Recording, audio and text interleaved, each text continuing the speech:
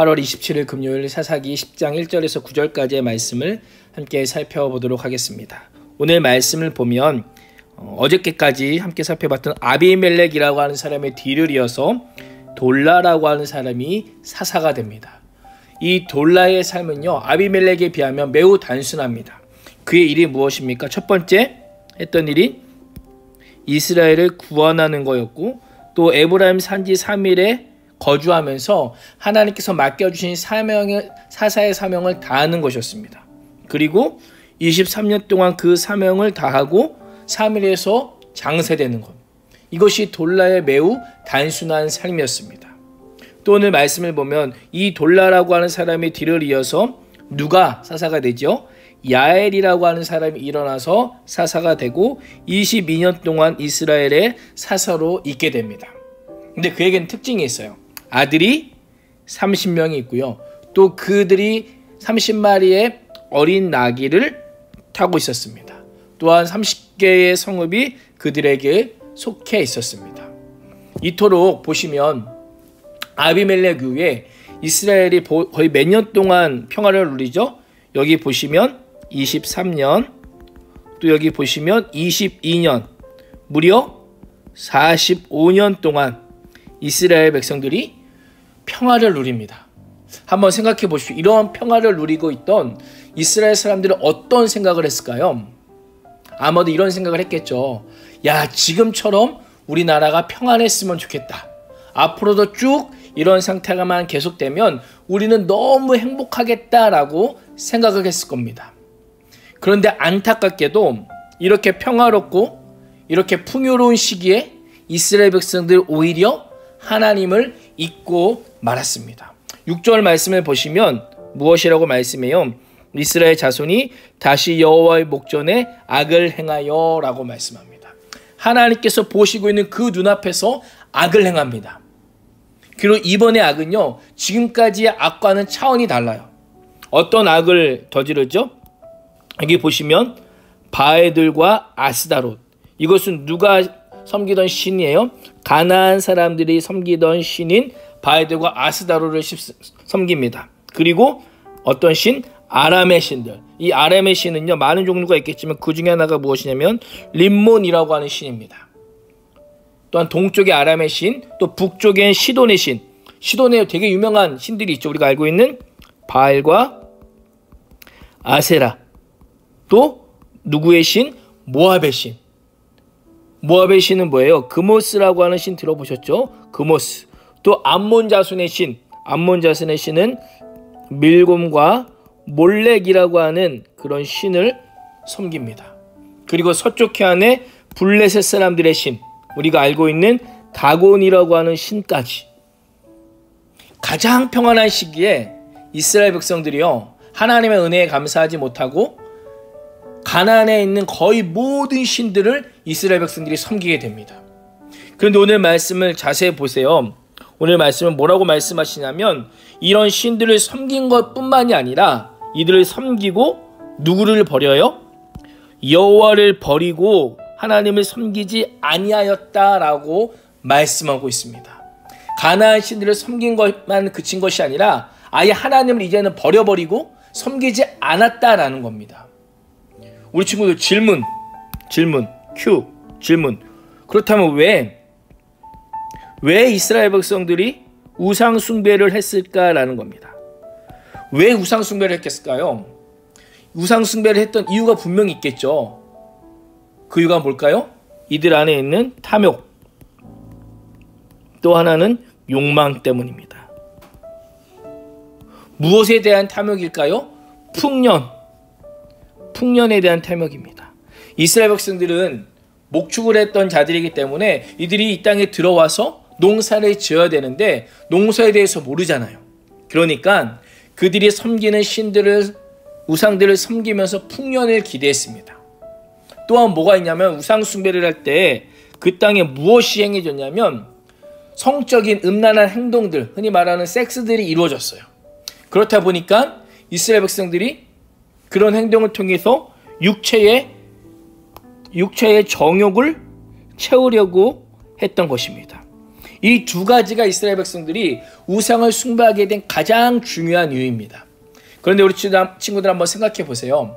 하나님께서 이스라엘 백성들에게 가나안 땅을 약속해 주시고 그곳에서 들어가게 하실 때 어떤 약속을 하셨어요?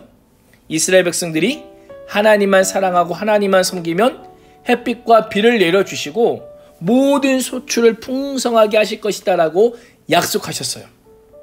그러니 제발 너희들은 그 땅에 있는 우상을 숭배하지 말라라고 하셨는데 이스라엘 백성들이 지금 그 하나님의 약속을 믿지 않고 하나님 앞에 가장 가증한 범죄인 우상 숭배를 하고 있는 겁니다.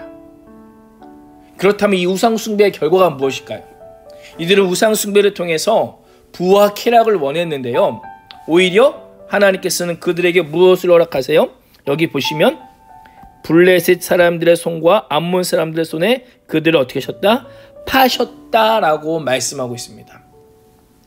여기서 이 팔다라고 하는 단어가 참 재밌는 단어인데요. 어떤 의미가 있냐면 넘기다, 또 포기하다, 또는 항복하다라고 하는 의미가 있습니다. 하나님께서요 이스라엘 백성들을요 하나님을 버린 이스라엘 백성들을 구원하지 않으시고 오히려 어떻게 하세요? 나는 너희를 이제 포기했어. 너희는 내 손에서 떠났어. 이제 나는 너희를 암몬과 블레셋에 넘길 거야 라고 하시면서 그들에게 넘겨주셨다라는 거예요. 그리고 7절 말씀을 보시면요. 하나님께서 얼마나 속상하셨는지 여호와께서 이스라엘에게 어떻게 하셨다? 진노하셨다라고 말씀합니다. 이 진노라고 하는 단어가 매우 재미있는 단어인데요. 이 진노하다는 단어가 코를 의미합니다. 코. 근데 조금 이제 비유적으로 의미하자면 성경에서는요. 무엇을 의미하냐면 화 또는 분노를 의미합니다. 우리 친구들이 좀 이렇게 쉽게 이해하려면 우리가 만화를 보면 이런 이해하세요? 그림을 제가 잘 못 그리거든요. 만화를 보면 이렇게 눈이 이렇게 있고 코가 이렇게 있어요. 코가 이렇게 있는데 만화 캐릭터가 막 주인공이 열받고 화가 나면 그 캐릭터를 어떻게 표현해요? 코에서 막 이렇게 김이 막 나는 이런 표현들 봤나요? 마치 이것과 같아요. 주인공이 열받거나 화가 나면 코에서 막 연기가 팍 뿜어져 나오는 것처럼 하나님께서도 우상 숭배를 했던 이스라엘 백성들에게 그 정도로 화가 나셨다라는 것을 우리에게 이미지로 보여주고 있어요.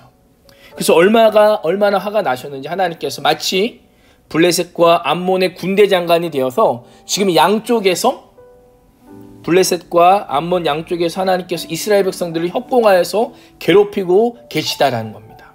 그래서 오늘 표현을 보면 여기서 보시면 무엇이라고 말씀하시냐면요. 하나님께서 그들을 압제하고 학대하다라고 말씀하고 계셔요.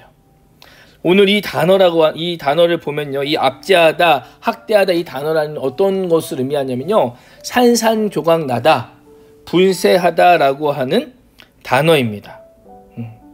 여기 보시면 나오지요. 억압했다 또는 공고함이 심했다라고 이 단어가 어떤 단어냐면 산산조각나다 또는 분쇄하다라고 하는 단어입니다. 그런데 이 단어가요. 언제 사용되는지 아세요, 우리 친구들? 알면은 제가 할 일이 없죠. 어떤 데 사용이 됐냐면 9장 앞장에 보면 우리가 지금까지 살펴봤던 한 인물이 누구예요? 아비멜렉. 아비멜렉이 어떻게 죽죠? 이 데베스라고 하는 그 망대에 가까이 가서 불을 지르려고 하는 그때에 한 여인이 이 아비멜렉의 머리 위로 맷돌을 던집니다. 그리고 아비멜렉의 머리가 그 맷돌에 맞아서 성경에 보면 두개골이 깨졌다라고 말씀해요. 이 깨졌다라고 하는 표현이 무엇이냐면 이 공고가 심하다, 억압하다라고 하는 것과 같은 표현이에요. 쉽게 말하면 하나님께서 아비멜렉의 두개골을 깨뜨려서 죽게 하신 것처럼 지금 이스라엘 백성들 어떻게 해요? 그렇게 아비멜렉처럼 하나님의 말씀에 어긋나게 죄를 지었던 아비멜렉처럼 그렇게 짓밟고 괴롭히고 계시다는 것입니다. 한번 생각해 보세요. 이러한 상황에 있는 이스라엘 백성들에게 필요한 게 뭘까요? 단 하나밖에 없습니다. 무엇입니까? 회개입니다. 우상 숭배의 죄악을 회개하는 거예요. 이스라엘 백성들 하나님과의 언약을 반복해서 어겼지만 언약에 신실하신 하나님께서는 이스라엘 백성들이 회개하기만 하면 언제든지 한없는 은혜를 베풀어 주시는 하나님이세요. 근데 지금 이스라엘 백성들이 하나님 회개하고 있어요? 회개하지 않아요? 회개하지 않고 있습니다. 이것은요, 우리 또한 마찬가지입니다. 하나님께서는 우리가 하나님의 말씀에서 벗어나서 죄를 짓고 살지만 그 죄 가운데 빠진 우리가 진심으로 회개하고 돌아오면 하나님께서 우리에게 용서의 은혜를 베풀어 주시는 분이에요. 우리가 언제든지 하나님 앞에 나오면 우리의 죄를 사하여 주시는 분이십니다. 우리 친구들이 왜 구원을 받는다라고 생각하세요? 우리가 구원받는 거는요, 죄를 범하지 않아서가 아니에요. 죄가 없어서가 아니에요. 우리의 죄값을 예수님께서 어디에서? 십자가에서. 예수님께서 이 십자가에서 우리의 모든 죄값을 이미 지불하셨기 때문에 우리가 영원한 심판을 받지 않는 것입니다. 그 동기는 뭐예요? 오직 하나님의 긍휼하신 은혜 때문에.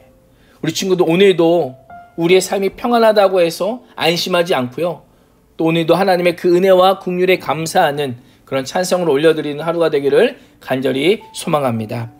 또 생각하기 말씀 좀 보겠습니다. 생각하기 말씀 보면 오늘은 두 번째 질문인데요. 이렇게 되어 있습니다.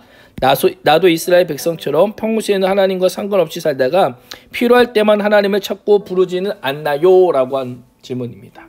쉽게 말하면 평안하고 안락할 때 하나님의 존재를 잊고 살 때가 보통 우리는 언제 하나님을 찾죠?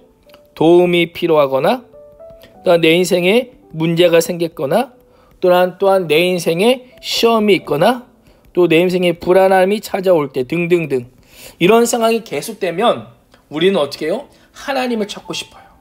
오늘 그림 묵상 한번 보세요. 이렇게 하나님께 좋은 때가 있죠. 그런데 이것들이 어떻게 돼요? 액자처럼 그냥 추억으로만 남아요. 그리고 나중에는 결국 뭐예요? 하나님께서 추억 속에 계신 하나님. 이 색깔도 바랬죠. 빛 바랬다는 거예요. 하나님이 우리의 기억 속에서 멀어져 있지는 않느냐. 하나님께서 추억 속에 하나님은 아닌가라고 하는 질문을 우리 친구들 한번 해봤으면 좋겠습니다. 하나님은요.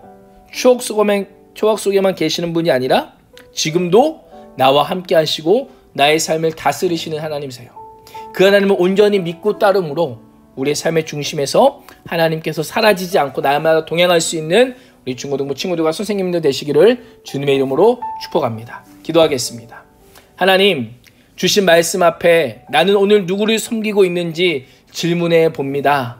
정말 하나님을 섬기고 있는지 아니면 내가 좋아하는 것, 하고 싶은 것만 쫓으며 살고 있는지 어려운 일을 만나거나 힘든 문제 앞에서만 하나님을 찾지 않은지를 다시 한번 되돌아봅니다. 하나님, 오늘도 하나님께서 나의 삶의 주인이 되어주시고 나의 삶의 중심이 되어주셔서 늘 주님의 은혜와 긍휼에 감사하며 사는, 찬양하며 사는 그런 우리의 인생이 되게 하여 주시옵소서. 예수님의 이름으로 간절히 기도합니다. 아멘.